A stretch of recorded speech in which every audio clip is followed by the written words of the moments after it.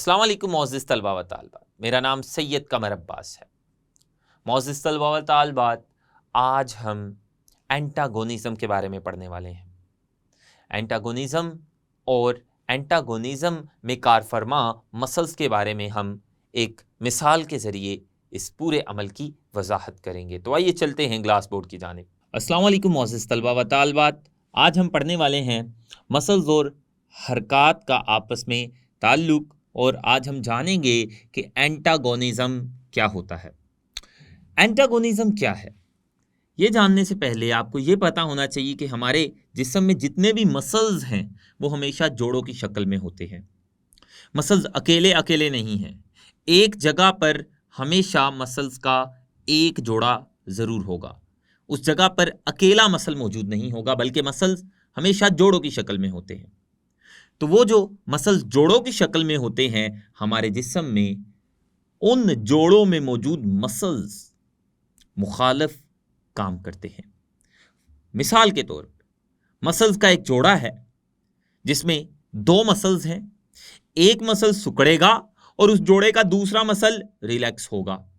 तो ये जो एक ही जोड़े के दो मसल्स हैं जो एक दूसरे के मुखालिफ काम कर रहे हैं, अगर एक मसल सिकुड़ रहा है और दूसरा रिलैक्स हो रहा है, इस मजहर को, इस अमल को एंटागोनिज्म कहते हैं। और वो जो एक दूसरे के मुखालिफ काम करने वाले मसल्स हैं जो जिनका ताल्लुक एक ही जोड़े से हैं, उन्हें एंटागोनिस्ट्स कहते हैं।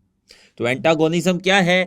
मसल्स का एक जोड़ा और उस एक जोड़े में मौजूद दोनों मसल्स का एक दूसरे से मुखालिफ काम करना, यानी एक मसल का सिकुड़ जाना और दूसरे का रिलैक्स हो जाना, इस अमल को एंटागोनिज्म कहेंगे। तो आइए सबसे पहले हम एंटागोनिज्म की तारीफ लिख लेते हैं। एंटागोनिज्म क्या है? एक ही जोड़े में मौजूद मसल्स का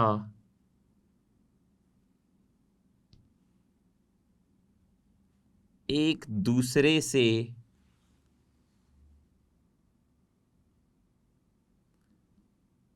मुखालिफ काम करना।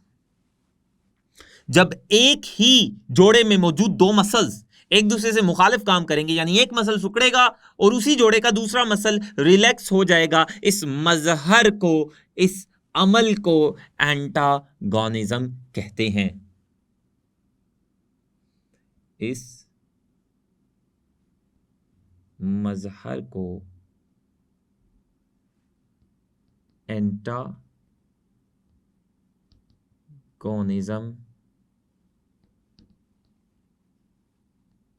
कहते हैं। तो एंटागोनिज्म क्या है ये आपने जाना। तो एंटागोनिज्म एक ही जोड़े के मसल्स का एक दूसरे से मुखालिफ काम करना, और वो जो मसल्स एक दूसरे से मुखालिफ काम कर रहे हैं जिनका ताल्लुक एक ही जोड़े से है, उन मसल्स को एंटागोनिस्ट कहेंगे।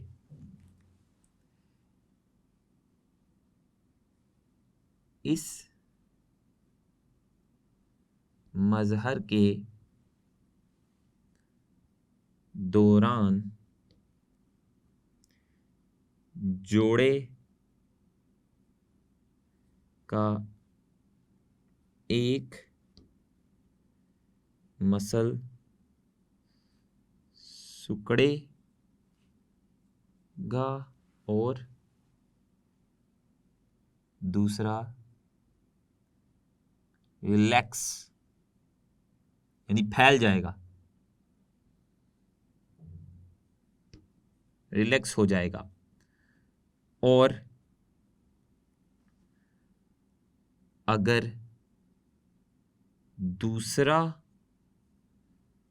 सिकुड़ेगा तो पहले वाला रिलैक्स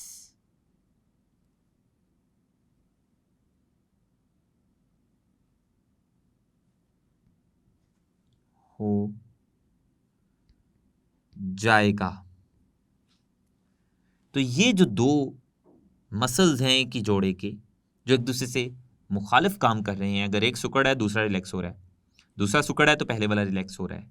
इन मुखालिफ काम करते हुए मसल्स को जिनका ताल्लुक एक ही जोड़े से, इन्हें एंटागोनिस्ट कहेंगे। इन एक ही जोड़े में मौजूद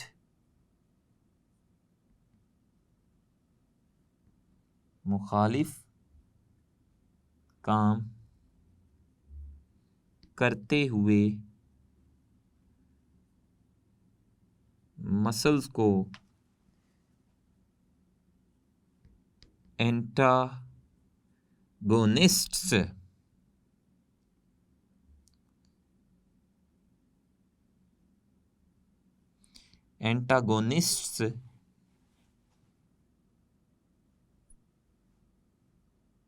कहते हैं।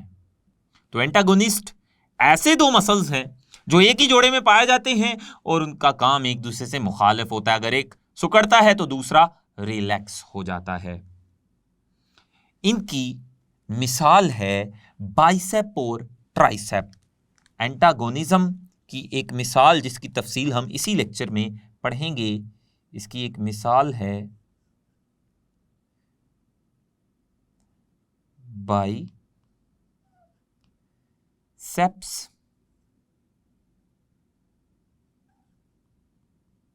और ट्राइसेप्स।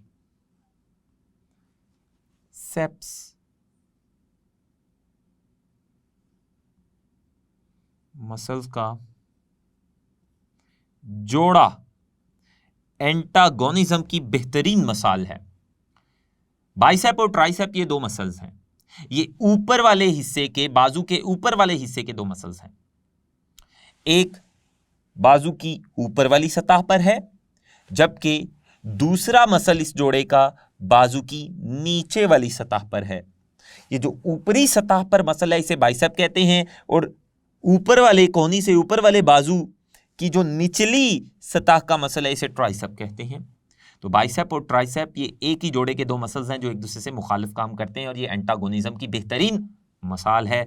इसकी वजाहत हम आगे करेंगे। लेकिन बाइसेप और ट्राइसेप की, इन दोनों मसल्स की मुखालिफ काम करने की वजाहत में जाने से पहले हमें कुछ इस्तिलाहात के बारे में पढ़ना है, और वो इस्तिलाहात कुछ यूं हैं। पहली इस्तिलाह है फ्लेक्शन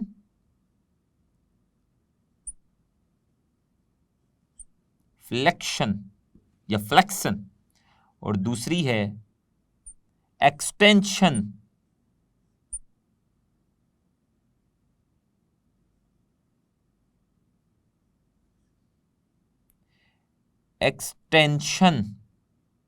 तो इन दो इस्तिलाहात के बारे में हम इल्म हासिल करते हैं। फ्लेक्शन का मतलब है किसी ज्वाइंट पर मौजूद हड्डी का मुड़ जाना, जबकि एक्सटेंशन का मतलब है किसी ज्वाइंट पर मौजूद हड्डी का सीधा हो जाना। जैसा कि हमारा जो कोहनी का ज्वाइंट है, इस ज्वाइंट से जो नीचे हड्डी है वो सीधी भी हो जाती है और ऊपर की जानिब मुड़ भी जाती है। इस हालत में हड्डी मुड़ी हुई है, जबकि अब हड्डी सीधी हो गई है। तो ये ज्वाइंट, अगर ज्वाइंट पर मौजूद हड्डी मुड़ जाएगी तो इस मुड़ने को फ्लेक्शन कहेंगे, और अगर ज्वाइंट पर मौजूद हड्डी दोबारा से सीधी हो जाएगी तो इस तरह के सीधा होने को एक्सटेंशन कहेंगे। अब जो मसल्स हैं, कुछ मसल्स ऐसे हैं जो ज्वाइंट्स पर फ्लेक्शन करवाते हैं, यानी ज्वाइंट पर मौजूद हड्डियों को मोड़ देते हैं। उन मसल्स को फ्लेक्सर मसल्स कहते हैं। और कुछ मसल्स ऐसे हैं जो ज्वाइंट पर मौजूद हड्डियों को सीधा कर देते हैं, उन्हें एक्सटेंसर मसल्स कहते हैं। तो मसल्स के सिकुड़ने से बाज दफा हड्डियां मुड़ जाती हैं, और कुछ मसल्स के सिकुड़ने से ज्वाइंट पर मौजूद हड्डियां सीधी हो जाती हैं। तो कुछ मसल्स के सिकुड़ने से ज्वाइंट पर मौजूद हड्डियां मुड़ जाएंगी, और कुछ मसल्स के सिकुड़ने से ज्वाइंट पर मौजूद हड्डियां दोबारा सीधी हो जाएंगी। लेकिन ज्वाइंट पर मौजूद हड्डी का मुड़ जाना फ्लेक्शन कहलाता है।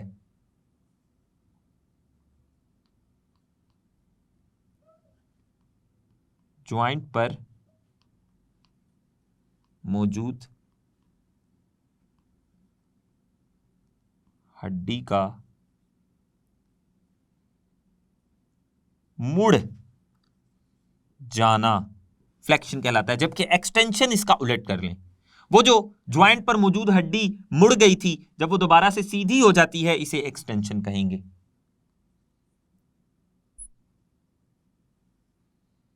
ज्वाइंट पर मौजूद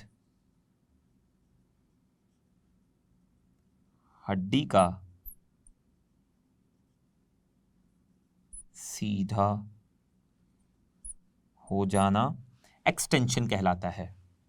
और वो वाला मसल जिसके सिकुड़ने से ज्वाइंट पर मौजूद हड्डी मुड़ जाए, उस मसल को फ्लेक्सर मसल कहेंगे। और वो वाला मसल जिसके सिकुड़ने से ज्वाइंट पर मौजूद हड्डी दोबारा से सीधी हो जाए, उस मसल को एक्सटेंसर मसल कहेंगे।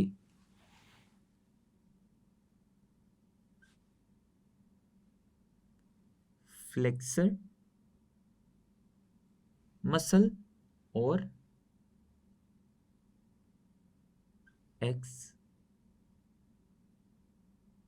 Extensor muscle. फ्लेक्सर मसल क्या है, पहले हम इसके बारे में लिख लेते हैं।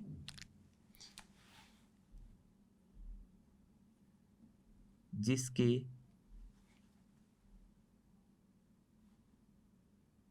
सिकुड़ने से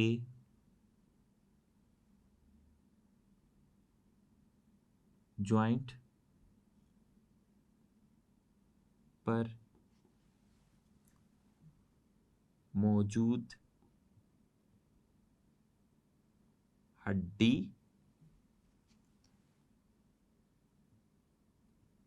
मुड़ जाए, ऐसे मसल को फ्लेक्सर मसल कहेंगे। और इसकी मिसाल है मिसाल के तौर पर बाइसेप,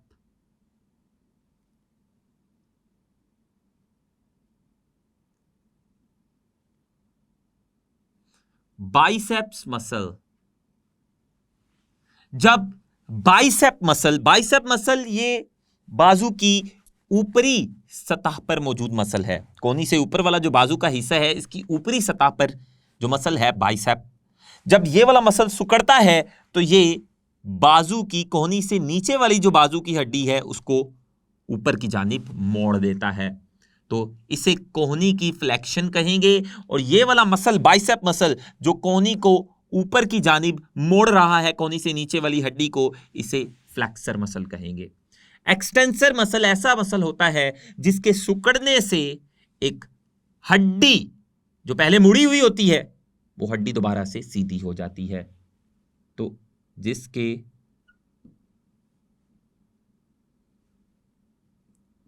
सिकुड़ने से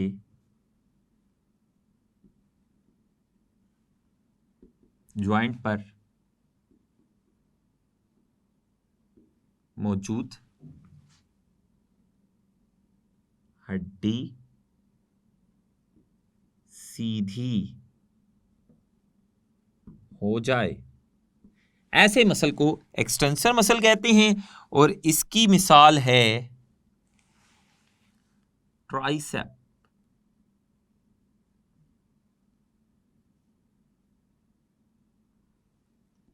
ट्राइसेप मसल।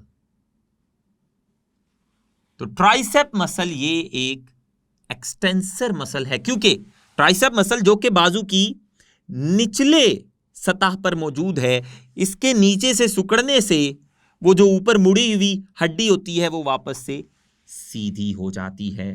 तो ये जो ट्राइसेप जो बाजू की निचली सतह का मसल है, इसके सिकुड़ने से वो जो ऊपर मुड़ी हुई हड्डी थी वो दोबारा से सीधी हो जाएगी, इसलिए इसे एक्सटेंसर मसल कहेंगे। क्योंकि एक्सटेंशन का मतलब क्या है, ज्वाइंट पर मौजूद हड्डी का दोबारा से सीधा हो जाना।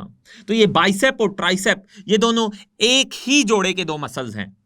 जब बाइसेप सिकुड़ता है और नीचे वाली हड्डी को ऊपर की जानिब मोड़ देता है, उस वक्त इस जोड़े का जो दूसरा मसल यानी ट्राइसेप है वो नीचे से रिलैक्स हुआ होता है। और जब ट्राइसेप नीचे से सिकुड़ता है तो हड्डी दोबारा से सीधी हो जाती है, जिसे कोहनी की एक्सटेंशन कहते हैं। और ट्राइसेप के नीचे सिकुड़ने की वजह से ऊपर बाइसेप रिलैक्स हो जाता है। तो हमने देखा कि किस तरह ट्राइसेप और बाइसेप, जो कि एक ही जोड़े के दो मसल्स हैं, इनके मुखालिफ अमल करने से, मुखालिफ काम करने से हड्डी, ज्वाइंट, कोहनी पर मौजूद जो हड्डी है वो मुड़ती और सीधी होती है। तो ये हमने बाइसेप और ट्राइसेप मसल की मिसालें पढ़ी। जब बाइसेप और ट्राइसेप ये दोनों एक ही जोड़े के मसल हैं, जोड़े का अगर एक ऊपर वाला जो मसल है बाइसेप वो सिकुड़ेगा तो हड्डी ऊपर की जानिब मुड़ जाएगी, इसे फ्लेक्शन, और इस मसल को फ्लेक्सर मसल कहेंगे। उस वक्त जब ऊपर बाइसेप सिकुड़ा होगा, नीचे ट्राइसेप रिलैक्स हुआ होगा। और अगले लम्हे जब ट्राइसेप नीचे से सिकुड़ेगा तो तब ट्राइसेप जब नीचे से सिकुड़ेगा तो वो नीचे वाली हड्डी पर नीचे की जानिब खींचेगा उसे, और वो हड्डी सीधी हो जाएगी और ऊपर बाइसेप रिलैक्स हो जाएगा। तो बाइसेप और ट्राइसेप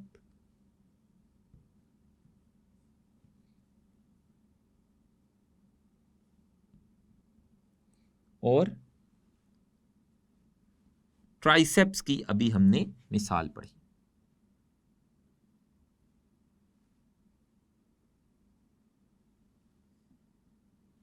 बाइसेप और ट्राइसेप दोनों एक ही जोड़े के दो मसल्स हैं, एक सिकुड़ेगा तो दूसरा रिलैक्स होगा, ये हमने मिसाल के जरिए पढ़ा।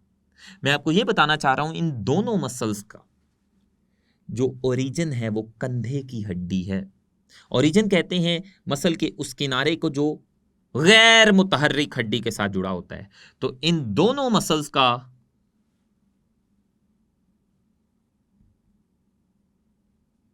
चूंकि ये दोनों एक ही जोड़े के मसल्स हैं, ये दोनों एक ही जगह पर मौजूद होंगे। फर्क ये है कि बाइसेप ऊपरी बाजू पर मौजूद होगा जबकि ट्राइसेप बाजू के निचले हिस्से पर होगा। इन दोनों का ओरिजिन यानी वो वाला किनारा जो गैर मुतहर्रिक हड्डी के साथ जुड़ा होता है कंधे पर होगा,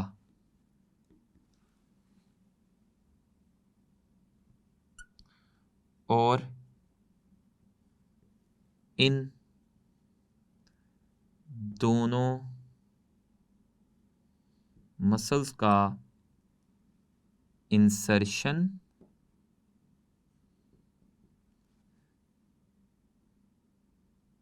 कोहनी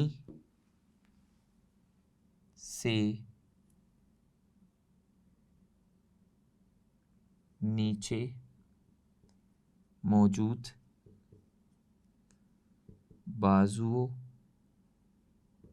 बाजुओं की हड्डी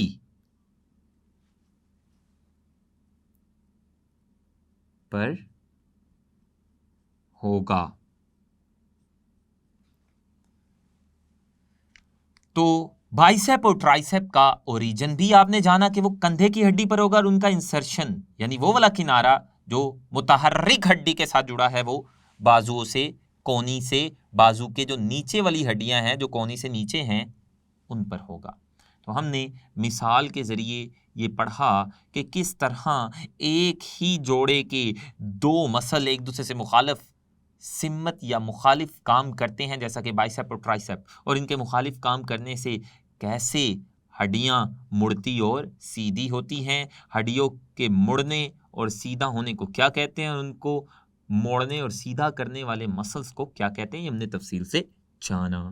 मोअज़्ज़िज़ तलबा व तालिबात, आज हमने एंटागोनिज्म के बारे में जाना और इसके साथ साथ ही हमने फ्लेक्शन और एक्सटेंशन और फ्लेक्सर और एक्सटेंसर मसल्स की तफसील जानी बाइसेप और ट्राइसेप मसल्स की मिसाल के ज़रिए। इंशाल्लाह आने वाले लेक्चर में स्केलेटल सिस्टम के अमराज के बारे में पढ़ेंगे। तब तक के लिए अल्लाह हाफिज़।